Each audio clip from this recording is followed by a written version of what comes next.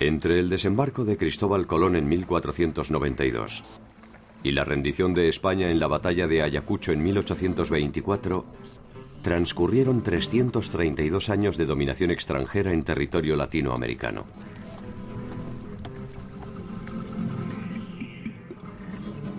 Ninguno de los monarcas españoles conoció nunca el territorio americano en ese lapso.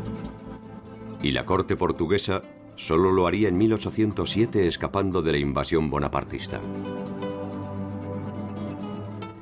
Durante esos 3 siglos se ensayaron los más variados, burocráticos, originales y absurdos sistemas de administración y control social.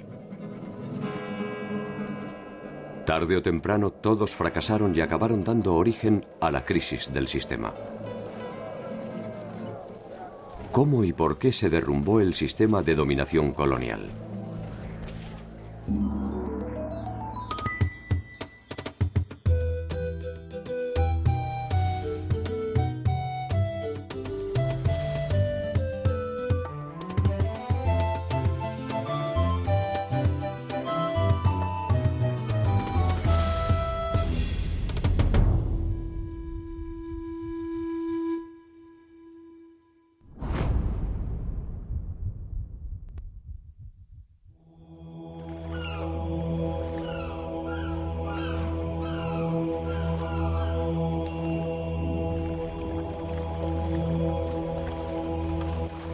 Como toda conquista, la irrupción de Europa en el actual territorio latinoamericano fue un proceso violento, ilegítimo e inmoral.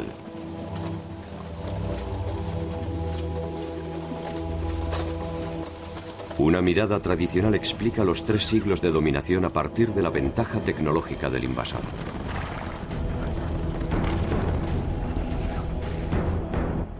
Para muchos, se trató de un simple enfrentamiento entre la inocencia y la impiedad. Sin embargo, los comportamientos de las sociedades originarias y emergentes jugaron un papel decisivo en la colonización. Muchas veces para rechazarla y otras tantas para consolidarla. Un pensador mexicano muy importante del siglo XX, José Vasconcelos, escribió una vez que la conquista de México la hicieron los indígenas y la independencia la hicieron los españoles. Esa frase es claramente irónica, pero tiene mucho de verdadero, ¿no?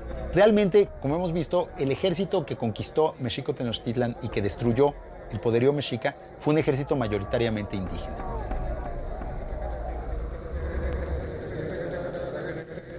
La conquista de México, iniciada en 1517, daría una proporción real a la empresa colonizadora. Después de su experiencia en las Antillas, por primera vez los españoles se enfrentan a una fuerza imperial capaz de darles batalla. La clave del éxito de Hernán Cortés reposa más en sus aptitudes diplomáticas que en sus condiciones militares. Cortés era un gran político, porque fue un hombre que supo identificar la posibilidad de las alianzas con los indígenas, que supo construir esas alianzas y que luego fue muy meticuloso en honrarlas y en mantenerlas a cualquier costo, porque sabía que esa era la clave para ganar el poder. Cuando los españoles se dan cuenta que venciendo a las cabezas de estos señoríos, toda la población se da por vencida sin prestar resistencia. Si han vencido a mis jefes o a los pueblos que han dominado a mi pueblo, quiere decir que yo no tengo ninguna posibilidad de resistencia. No hay que olvidar que en estos primeros años no debe haber habido en México más de 1,000 o 2,000 o inclusive 5,000 españoles cuando había pues quizá más de 10 millones de indígenas en el territorio. Era imposible que los españoles gobernaran directamente por la fuerza o por la política a los indígenas y sabían que los aliados eran fundamentales para ese gobierno.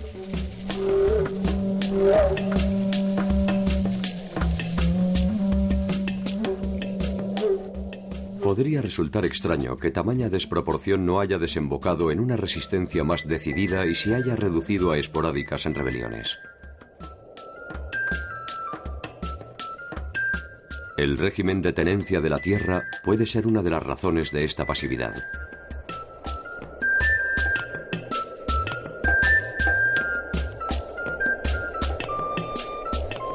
A los pueblos mesoamericanos les era muy preciado quedarse en la tierra que habían trabajado por milenios, pero realmente milenios, sus ancestros, y por lo tanto querían quedarse en los territorios que eran y aceptaron la subordinación. Las tierras de los indios eran inalienables. Por eso que además el sistema no es un sistema feudal, porque otra de las cosas que no podía hacer era quedarse con la tierra de los indios. Lo hacía ilegalmente, pero legalmente no podía. Estos primeros 50 años establecieron una tensión constante entre las aspiraciones de los reinos europeos y las realidades que en Latinoamérica encontraba la avanzada colonizadora. Lo que hubo a lo largo del siglo XVI fue una negociación entre los españoles y los indígenas para ver cuántos privilegios iban a conservar, de qué manera se iban a conservar, cómo se iba a gobernar la Nueva España respetando a los pueblos aliados. Conforme los españoles fueron ganando fuerza, fueron respetando menos a los aliados. Y conforme obviamente los aliados se fueron debilitando, fueron perdiendo muchos de los privilegios que tenían. El sistema de gobierno, de alguna manera, tenía que regirse por un cuerpo de leyes. El rey no podía manejar esto, ¿no?, en forma personal. Hacía un consejo, como hay otros consejos en España, un consejo dedicado exclusivamente a los asuntos de Indias. El Consejo sugiere, el rey decide, y los funcionarios coloniales intentan cumplir las leyes, atendiendo las demandas crecientes de quienes viven en América. Os espanhóis não se intimidaram em criar instituições locais na América, enquanto que os portugueses, nesse sentido, foram muito mais centralizadores. Mas na medida em que eles criaram instituições locais na América Espanhola, eles possibilitaram que os criolhos, né, se formassem localmente, participassem de uma vida cortesã nas cortes vice-reinais, enquanto que os luso-americanos demoraram para desenvolver formas de sociabilidade de tipo europeu. Imaginar que dos mundos tan diferentes podían funcionar sin conflictividad transforma la empresa en una cruzada irracional.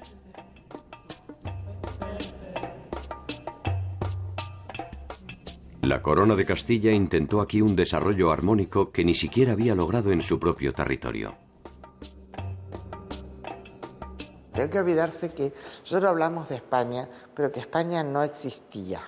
España era un territorio en el que había muchos reinos, con sus propias jurisdicciones y sus fueros propios. Entonces lo que se va a aplicar acá en primer momento es la legislación de Castilla. La nutrida legislación que emanaba de España intentaba reglamentar la vida cotidiana, la convivencia entre dos culturas, las normas del comercio y el trabajo, y por si fuera poco, erradicar siglos de costumbres arraigadas. El problema de este Consejo de Indias es que la mayor parte de ellos nunca habían venido a América. Hubo algunos pocos casos de funcionarios que pasaron por América primero y luego fueron incorporados al Consejo de India. Esta gente nunca tenía una experiencia personal de cómo eran las Indias. A los problemas específicos de la colonia se suman los conflictos que se desarrollan entre las coronas europeas. El nuevo mapa del mundo se define en las Cortes. Y el Papa actúa como árbitro de las disputas, otorgando derechos a sus aliados, España y Portugal. O Brasil demora para ser ocupado. Os encontros pontuais, as expedições de reconhecimento da costa, mas a primeira tentativa mesmo de estabelecimento no Brasil mais efetiva, realizada pela coroa portuguesa, é 1549, quando se manda já um governador. Para entonces, España no solo había conquistado al imperio azteca, sino que también había derrotado a los incas. Desde el oeste, una expedición comandada por Pizarro avanzaba hacia el Amazonas. La primera fundación de Buenos Aires ya había fracasado, y Asunción se consolidaba como la ciudad más importante al sur continental. Brasil, en tanto, mantenía una precaria soberanía apoyado en el esfuerzo de los colonos. Há uma descontinuidade incrível na dominação portuguesa. A ocupação ela é descontínua e ela é descontígua, ou seja, com exceção da região de Minas Gerais, onde há uma malha urbana mais considerável, há um território imenso e parcamente ocupado. La expansión de las grandes potencias europeas en la búsqueda de nuevos mercados se alimentaba con cada civilización encontrada.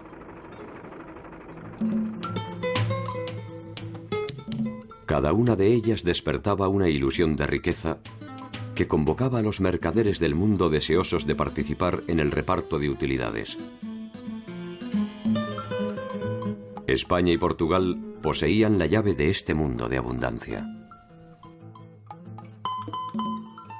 Não há projeto racional de financiamento da empresa colonizadora, mas há uma combinação de iniciativas privadas e dinheiro do Estado. El descubrimiento de América se realiza por el financiamiento de muchas personas en Europa.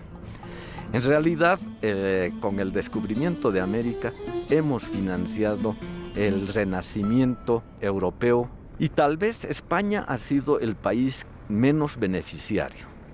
Han sido más los ingleses, los holandeses, los belgas, los alemanes, los italianos. La exploración y la conquista del actual territorio del Brasil ofrecía muchas dificultades. Y hasta el momento no se había encontrado ningún reino que se acercara siquiera a la magnitud de los hallazgos españoles. Ese desinterés no tardó en ser interpretado como una invitación. Francia, Holanda e Inglaterra decidieron que era el momento de arrebatar las llaves del paraíso. O Brasil foi ocupado pelos franceses entre 1555 e 1560 no Rio de Janeiro. São os franceses que fundam o Rio de Janeiro, praticamente, né? Os holandeses ocupam Pernambuco e há uma administração holandesa em Pernambuco durante quase 2 décadas. Portugal encontrará finalmente la manera de obtener rentabilidad de la aparente pobreza de la región mediante la producción agrícola. A partir do final do século XVI, a grande produção agrícola na América Portuguesa é a açucareira.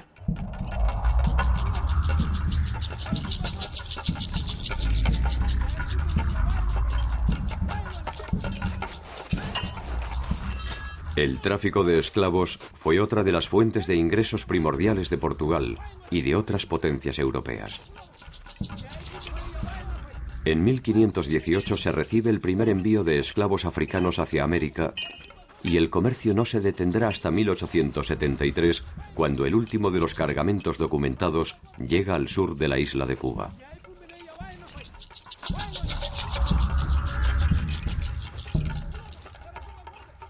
A presença de escravos negros ela é central na produção econômica americana e ela é central na organização da sociedade americana. A riqueza, sob muitos aspectos, ela é medida através do número de escravos que um determinado senhor possui. Havia um continente que surgia como fadado a ser escravizado, como é o caso da África. Por isso que hoje se diz muito que a humanidade tem uma dívida impagável, praticamente, com o continente africano.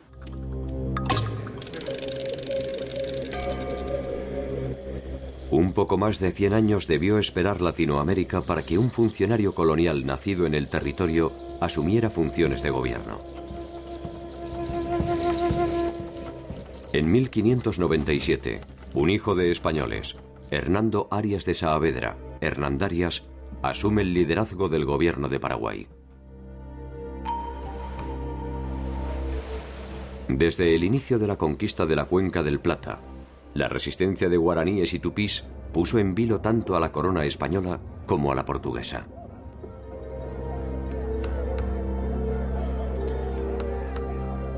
Paraguay era un país pobre en el sentido de que no tenía oro ni plata. Si encima tampoco tenía indios para trabajar con los españoles, entonces era más pobre todavía. Las presiones de Portugal y las demandas de los encomenderos que exigen la pacificación interna desembocan en la convocatoria de una orden religiosa que habría de escribir una de las páginas más inusuales de la vida guaraní: la Compañía de Jesús. La Compañía de Jesús fue una organización piramidal que obedeció directamente al Papa al margen de las coronas. Era una compañía internacional y llega a América traída por una inquietud de Hernando Arias de Saavedra, gobernador del Paraguay. Los jesuitas realizan su trabajo misional en Paraguay, Bolivia, Brasil, Argentina y Uruguay, congregando a los guaraníes en incipientes pueblos apoyados en la caótica legislación colonial. El hacer reducciones, las llamadas reducciones, los pueblos, reducciones, esto tampoco es original de los jesuitas, esto está en la legislación española, de que se congregue a los indios para que no anden desparramados y así puedan ser más humanos y cristianos. Se trataba de pueblos de indios manejados por no indios. Cada reducción tenía entre 1.000 y 7.000 personas y cada una de ellas estaba manejada por 2 religiosos.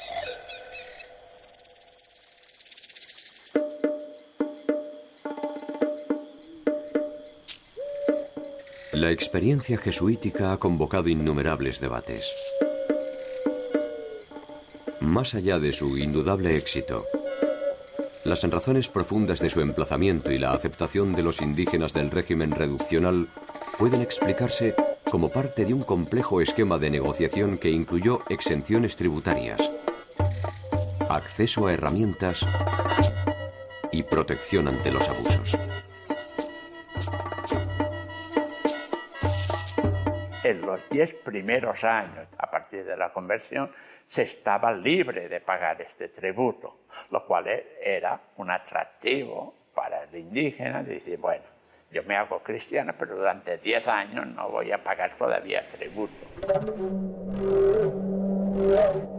Las sociedades nativas encuentran en esta combinación de intereses una forma de supervivencia ante la invasión. Y poco a poco se agrupan en torno a las misiones estableciendo una armónica convivencia. Lo que se pretendía con la excusa también de cristianizarlos y de hacerlos más civilizados era reunir a los indios para el trabajo. Esta era la verdad. Se trató de un sistema social y político cerrado, pero con una salida económica muy fuerte.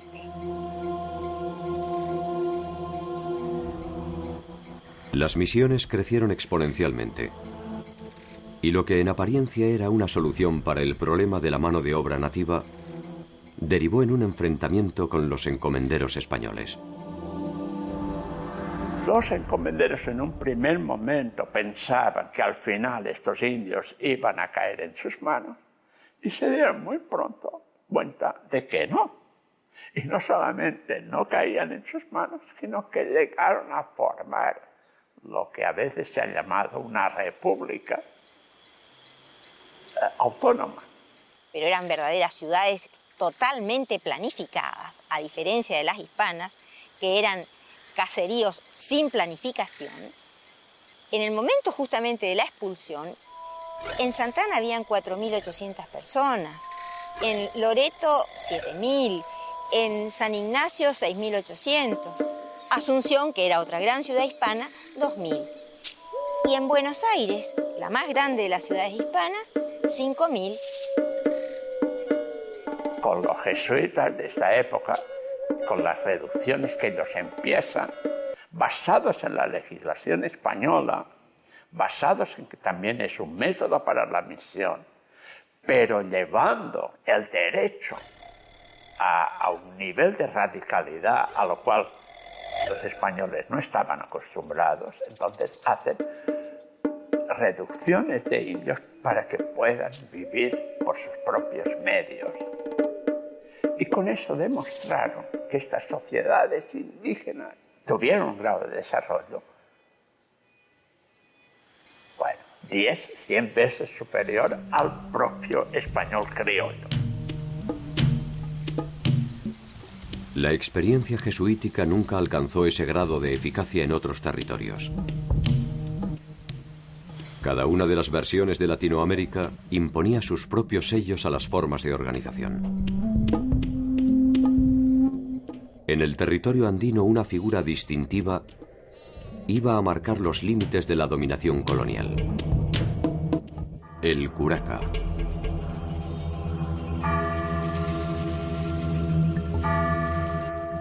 En 1548, en las cercanías del lago Titicaca, se funda la ciudad de La Paz.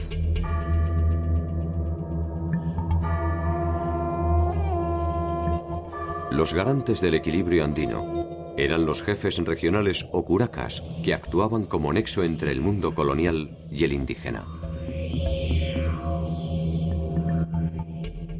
Este contrato de convivencia se había establecido a partir de la derrota del Imperio Inca e incluía principalmente a los jefes que habían prestado su colaboración a los conquistadores.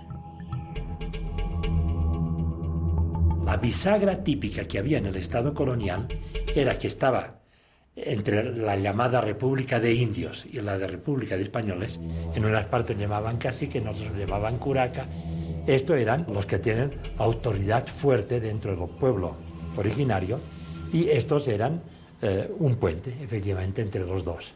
Los curacas se encargaban de cobrar los tributos, de recolectar la gente para ir a la mita, y a cambio de eso recibían un 5% de los tributos. Ellos no pagaban tributo, tenían derecho a la educación en la escuela de caciques, porque a los curacas se los denominó erróneamente caciques, trayendo la palabra desde el Caribe. Por ejemplo, en los testamentos se ve que tienen casas, haciendas, pequeñas haciendas, cuadros, muchas pinturas, es increíble la cantidad de pinturas, a veces hasta libros, mulas. Muchos manejaban el transporte de las mulas. Una de las principales fuentes de ingresos del gobierno español es el tributo. Cada uno de los miembros de la comunidad debía pagar al rey una suma de dinero anual. El tributo se fija en pesos, es decir, el indígena tiene que ir a vender su producción en el mercado, eso significa que va a ingresar al sistema mercantil, vende su producción en el mercado y con lo que gana ese mercado tiene que pagar el tributo. Se pagaba 2 veces al año, en San Juan, en junio, y en Navidad. La elección de las fechas no resulta casual. Las fiestas y celebraciones eran una institución de vital importancia en las relaciones de intercambio andinas.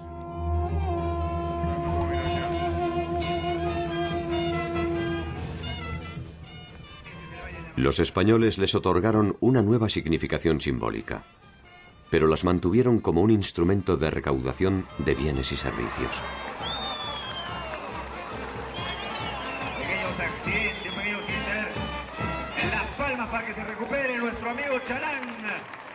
Siempre en estas fiestas era el momento en que también nombraban a los que tenían que ir a la mita de Potosí. Es decir, que llegaba allá y empezaba a recoger los tributos, y además de recoger los tributos, sabía quiénes tenían que ser los mitayos, los que tenían mita, es decir, que tenían turno para ir a Potosí. La mita era ya una práctica de trabajo forzado, de trabajo obligatorio, ya en el Imperio Incaico. Cuando los españoles llegaron, lo que han hecho es perfeccionar esta forma de trabajo. Los mitayos, en algún caso, tenían que recorrer hasta 600 kilómetros para llegar a Potosí. Venían cargados con toda su familia, con ropa y con todo su alimento para un año, porque con los 2 reales que recibían de la corona no podían subsistir.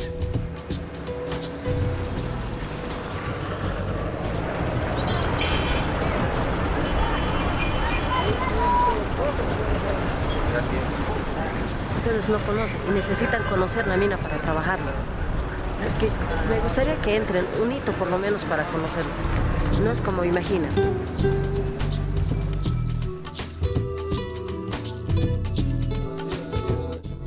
La designación de los mitayos se transforma en una fuente de conflictos. Los curacas designan discrecionalmente a los elegidos, quienes a cambio del pago de una suma pueden eximirse de esta obligación. En poco tiempo, este pago ilegítimo es una fuente de ingreso de vital importancia para la corona y fundamentalmente para los funcionarios coloniales y los curacas que presionan a la población siguiendo el nuevo protocolo de rentabilidad impuesto por los Borbones. Quizás es muy importante para entender todo lo que ocurre en este tiempo un cambio que ocurre en España, que es que entran los Borbones. Y los Borbones, vistos desde la perspectiva española y europea, son los modernizadores del Estado y por ende también de las colonias. Toda esa especie de convivencias, modus vivendi que se habían encontrado entre la República de Españoles y la República de Indios, lo encontraban anticuado y lo querían modernizar. Y entonces el Estado tenía que ser mucho más fuerte en todas partes. Estas transformaciones afectan principalmente a los intereses de los grupos corporativos, encomenderos, comerciantes, propietarios de minas y transportistas. Incluso la Iglesia ve reducido su poder tanto en lo económico como en lo político. En 1776, la Compañía de Jesús es expulsada de España y Portugal. Y como consecuencia, debe abandonar las reducciones guaraníticas. Los jesuitas fueron sustituidos por franciscanos, mercedarios y dominicos. El mapa de Latinoamérica cambia al ritmo de estas reformas. Y se crean nuevas jurisdicciones políticas que buscan reforzar el control sobre la actividad económica. Lo que hoy es Bolivia dependía del Virreinato del Perú hasta 1776. Desde 1776 hasta el inicio de la Guerra de la Independencia dependía del Virreinato de La Plata, cuya capital era Buenos Aires. El territorio andino queda dividido en 2 regiones, una que responde a los intereses de Buenos Aires y la otra a los de Lima. Los convidados de piedra de estas transformaciones son los grupos originarios. Hacia 1730, en los Andes, se multiplican las protestas contra las nuevas reglamentaciones. Poco a poco estas demandas se intensifican ante la indefinición de las autoridades, que están lejos de imaginar la futura escalada de violencia que pondrá en riesgo el sistema de dominación español.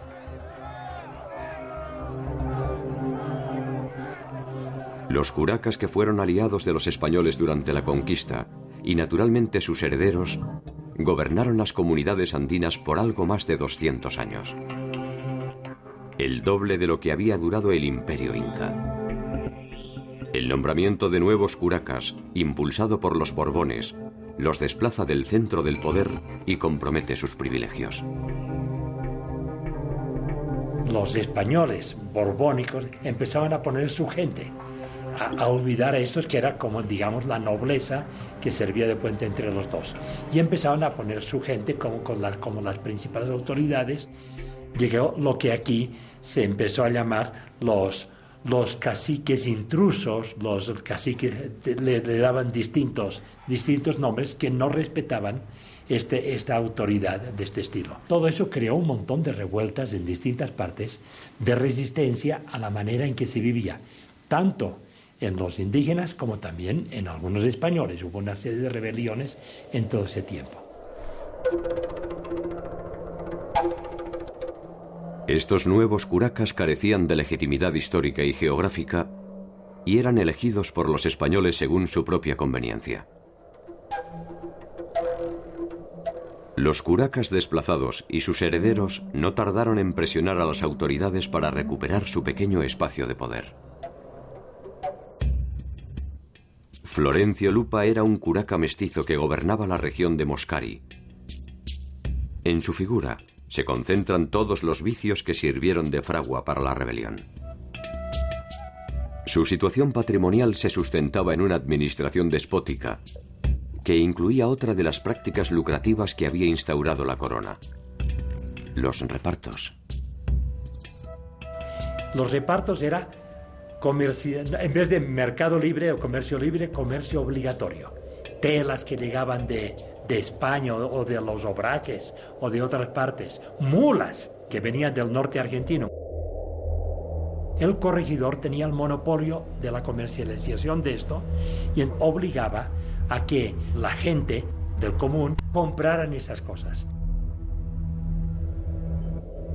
A los tributos excesivos, la discrecionalidad de la designación de los mitallos, las usurpaciones de tierras, la presión de los repartos forzosos y la crisis de la legitimidad cacical, se sumaría un nuevo foco de conflictos.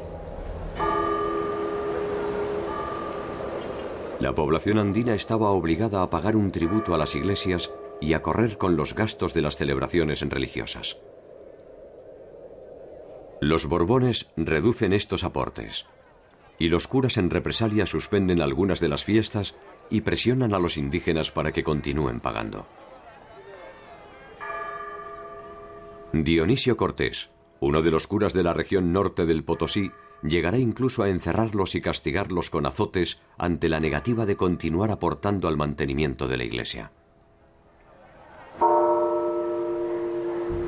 La audiencia de Charcas es la receptora de los reclamos indígenas e intenta mediante sus fallos aplacar el descontento generalizado. Algunos curacas históricos son restituidos a sus puestos, contrariando incluso las disposiciones de los corregidores. La población queda encerrada entre esta suma de conflictos de poder. Porque los indígenas justamente aprenden muy rápidamente a ingresar a la justicia, al sistema jurídico. Rápidamente aprenden a pleitear y ellos defienden muy hábilmente sus tierras con sus derechos, porque lo que va a aceptar España es la tradición oral que ellos transmiten. El 25 de marzo de 1778, Joaquín Alós asume el cargo de corregidor de la convulsionada región. Los indios de Moscari presionan a las autoridades para destituir a Florencio Lupa. Muy cerca de allí, en la localidad de Macha, se produce una protesta similar. Dos indígenas del lugar, Tomás Catari y Tomás Hacho, intentan deponer al curaca que ha designado a Alós, reclamando que ellos son los auténticos curacas de Macha.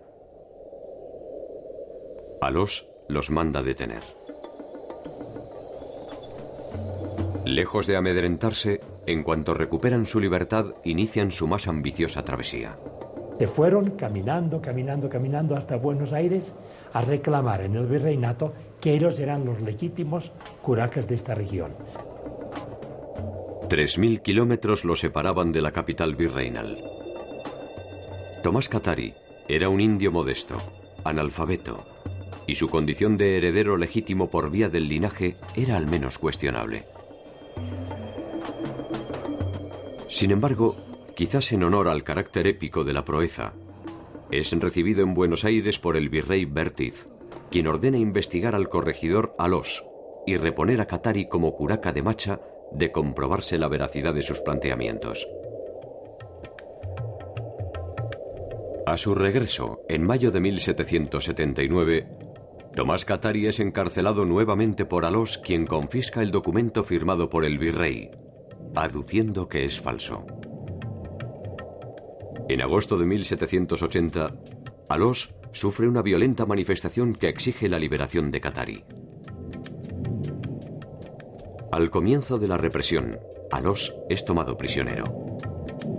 Y lo tuvieron detenido y entonces lo llevaron de comunidad en comunidad, le vistieron de indígena, ¿no? Descalzo, y le daban a comer chuños. Así vivimos nosotros, lo sentimos, pero eso es lo que tenemos y todo eso. Y lo tuvieron detenido hasta que Alós hizo una orden, en quien la orden dio la orden de liberar a Tomás Katari.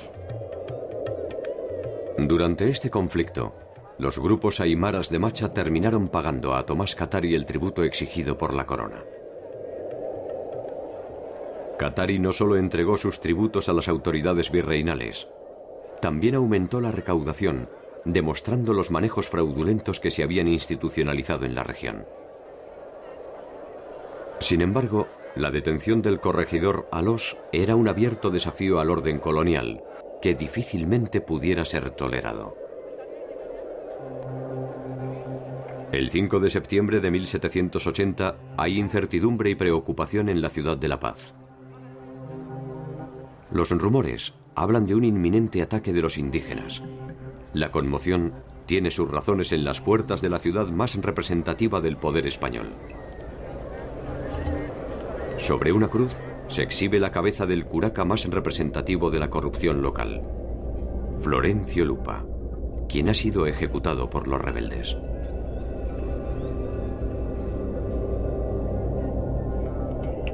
Ante el temor y el desconcierto de las autoridades españolas, Tomás Katari es detenido nuevamente.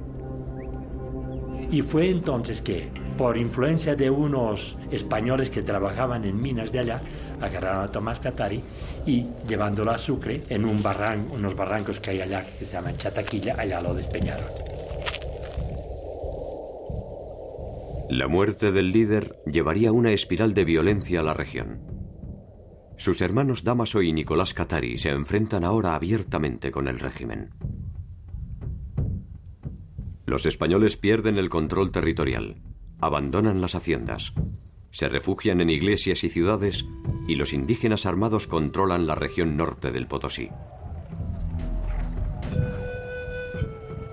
En la Cuaresma de 1781 le llegará el turno al padre Dionisio Cortés, que es asesinado aparentemente por órdenes de Dámaso. Decenas de curacas fieles a las autoridades también son asesinados. Una semana después, otro grupo de indios irrumpe en la iglesia de San Pedro de Buenavista y mata a más de 200 personas que se habían refugiado en el interior, incluyendo al sacerdote. Los hermanos Katari avanzan sobre la ciudad de La Paz y establecen un sitio desde las laderas de los cerros en abierto desafío al gobierno español.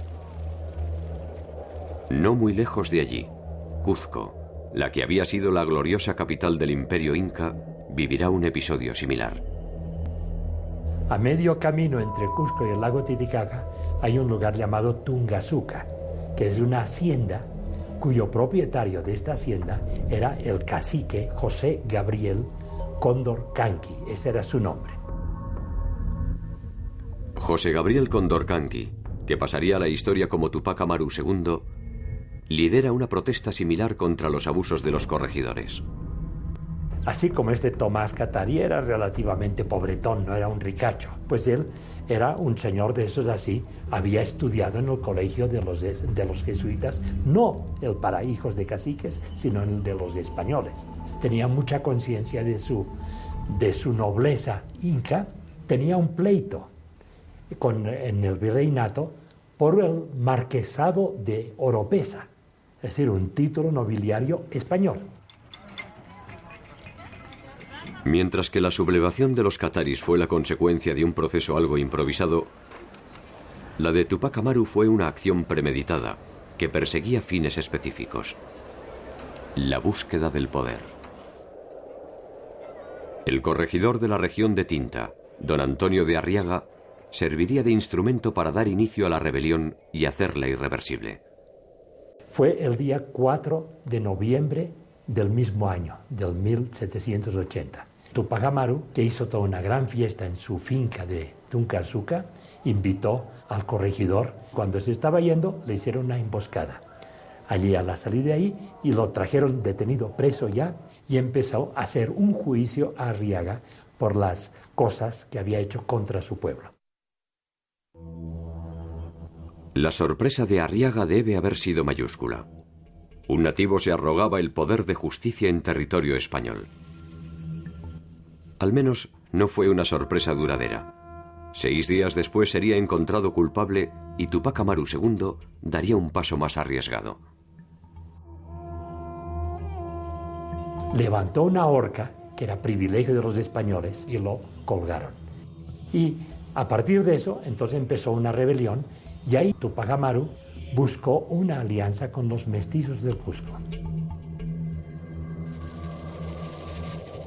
Los indígenas de la región, cansados de los abusos, se suman mayoritariamente al llamado de Tupac Amaru, quien al mando de un improvisado ejército obtiene una primera victoria en Sangarará. Ahora se encamina a Cuzco. Su esperanza es que los criollos se plieguen al movimiento ante la promesa de libre comercio y supresión de impuestos. Los criollos finalmente eligen el dominio colonial. Tupac Amaru llegó a cercar al Cusco, pero no tuvo éxito. Lo persiguieron y en una batalla no lejos de Tungazuca, allá perdió, alguien lo denunció y entonces lo ejecutaron en la plaza del Cusco con los 4 caballos. Cada parte de su cuerpo iba a un sitio que había sido rebelde para escarmiento.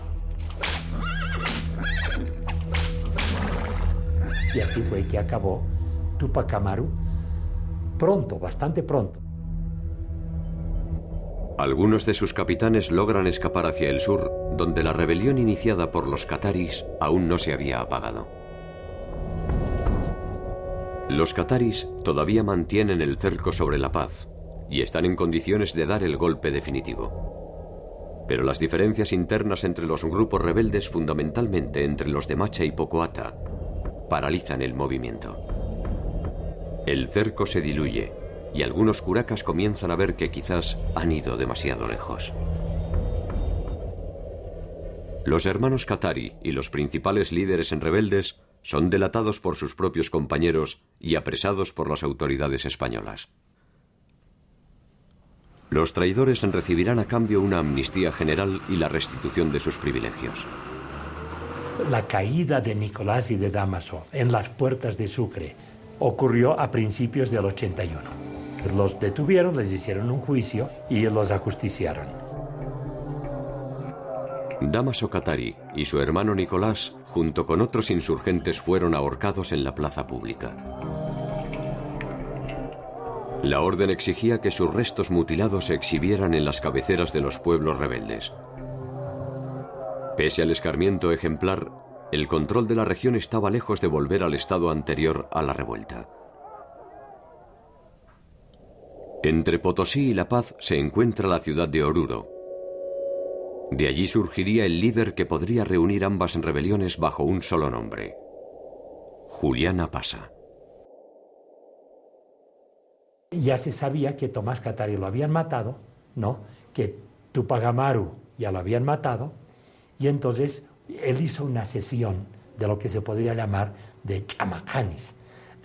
Chamacani es el nombre de uno de los sacerdotes, de los profetas, diríamos, de la cultura aymara, que quiere decir el dueño de la oscuridad, ¿no? Que hablan con los cerros, con la madre tierra, etcétera, etcétera, desde la oscuridad.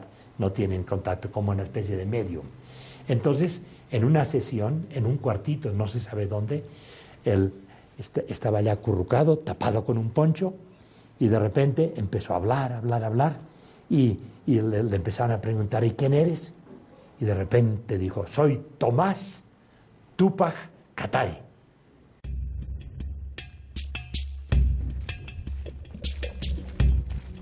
Tupac Katari irá directamente al corazón del poder e iniciará un nuevo sitio de la ciudad de La Paz. Desde el norte, las fuerzas supervivientes de la rebelión cuzqueña, al mando de Andrés Tupac Amaru, se sumarán al poderoso cerco. El joven Andrés también tendrá a su lado una presencia femenina y feroz: Gregoria Apasa, hermana de Julián y también su compañera. Es interesante que aquí en La Paz se dio la fusión, incluso en términos bélicos, de los dos frentes. El que venía desde abajo, desde el sur, y el que llegaba de los que estaban resistiendo como Amarus desde la parte del Cusco. Por un lado el Tupac Katari y por el otro el Tupac Amaru. El Andrés por un lado y el Julián Apasa por el otro. El uno con la Bartolina, el otro con la Gregoria. Y efectivamente fue duro este cerco para la gente, muy duro. Dice que incluso llegaban que ya tenían que comer las correas de sus zapatos. 6 meses duró el cerco que mantenían cerca de 12.000 indígenas y que tuvo inmovilizada la ciudad. Muchos de sus habitantes murieron de hambre y enfermedades. Durante ese tiempo, los aymaras gobernaron la región a su antojo. Sin embargo, no pudieron o no quisieron dar el golpe decisivo a la ciudad. Fuerzas españolas fuertemente pertrechadas llegaron finalmente a la zona y los indios fueron dispersados. Tupac Katari logró escapar a la espera de una nueva oportunidad de recomenzar la rebelión. Hubo un traidor, Incalipes se llamaba, y dijo a los que venían a buscarlo a dónde se había ocultado y llegaron allá y lo agarraron. Y empezó el juicio de todos ellos. Efectivamente, la solución final fue que también los condenaron a la misma pena de ser descuartizados por 4 caballos, como habían hecho antes con Tupac Amaru.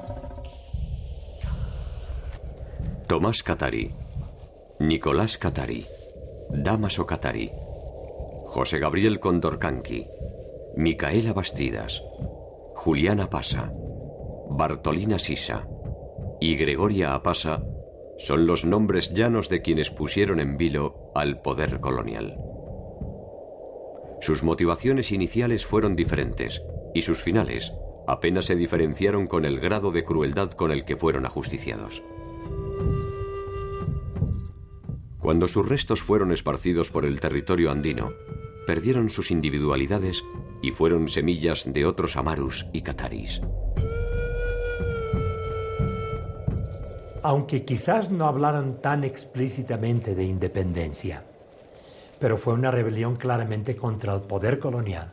Si querían llegar hasta quitar los españoles, ahí hay dudas, pero fue donde los criollos, que también podían estar descontentos, vieron que la posibilidad de romper con la corona era posible.